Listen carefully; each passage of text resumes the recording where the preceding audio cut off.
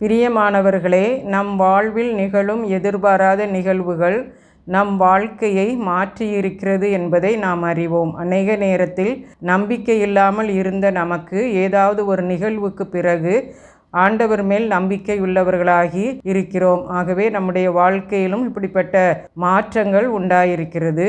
அப்போஸ்தலருடைய நடபடிகள் 16ஆம் அதிகாரம் 29 முதல் 34 வசனங்களை நாம் வாசிக்கலாம்.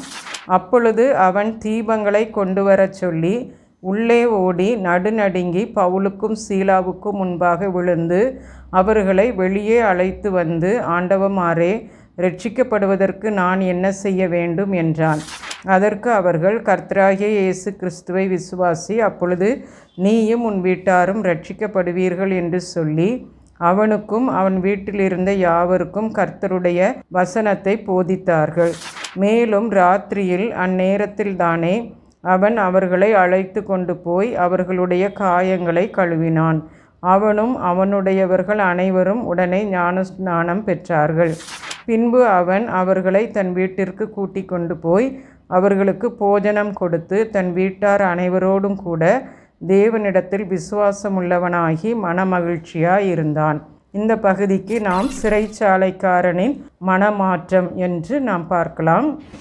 சிறைச்சாலைக்காரன் தனது உயிரை அழிவிலிருந்து காப்பாற்றியதாக அவன் மிகவும் பெரிதாக அதை கருதினான். தான் இருக்கும் பதவியை, அந்தஸ்தை, அவன் இருந்த நாட்டின் அதிபதிகளையும் தன்னுடைய வேலையையும் பற்றி கவலைப்படாமல் தனது வாழ்வின் நிலையையும் ஆண்டவர் இல்லாத அவனுடைய வெறுமையான வாழ்வையும் அவன் நினைத்து அந்த பவுல் சீலாவிடத்திலே வந்து வசனம் 30 இரட்சிக்கப்படுவதற்கு நான் என்ன செய்ய வேண்டும் என்று கேட்கின்றான். ஆகவே இந்த கேள்வி உலகத்தில் உள்ள அனைத்து மக்களும் ஒவ்வொருவரும் கேட்கின்ற ஒரு கேள்வியாக இருக்க வேண்டும். இரட்சிக்கப்படுவதற்கு நான் என்ன செய்ய வேண்டும் என்று கேட்டான்.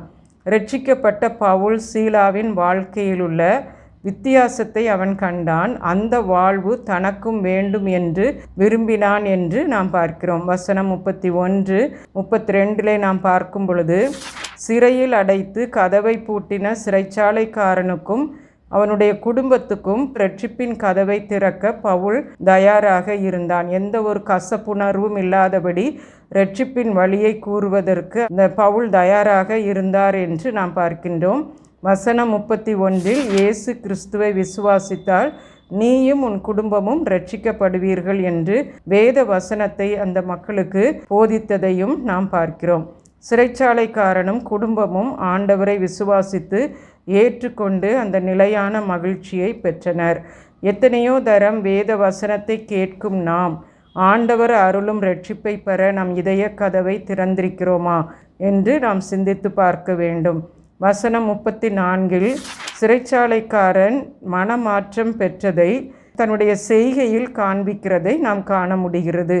பவுலையும் சீலாவையும் தனது வீட்டிற்கு அழைத்து சென்று அவர்களுடைய காயங்களை கழுவி அவர்களுக்கு ஆகாரம் கொடுத்தான் என்று நாம் வாசிக்கின்றோம். ஆண்டவரால் மீட்கப்பட்ட பிள்ளைகளாகிய நமது கிரியைகளும் நாம் ஆண்டவரின் பிள்ளைகள் என்பதை வெளிப்படுத்துகின்றதாக இருக்க வேண்டும். ஜெபம் செய்வோம். அன்புள்ள கர்த்தாவே, இரட்சிப்பின் செய்தியை பிறருக்கு அறிவிக்க கிருபை தாரும் ஆண்டவரே. ஆமென்.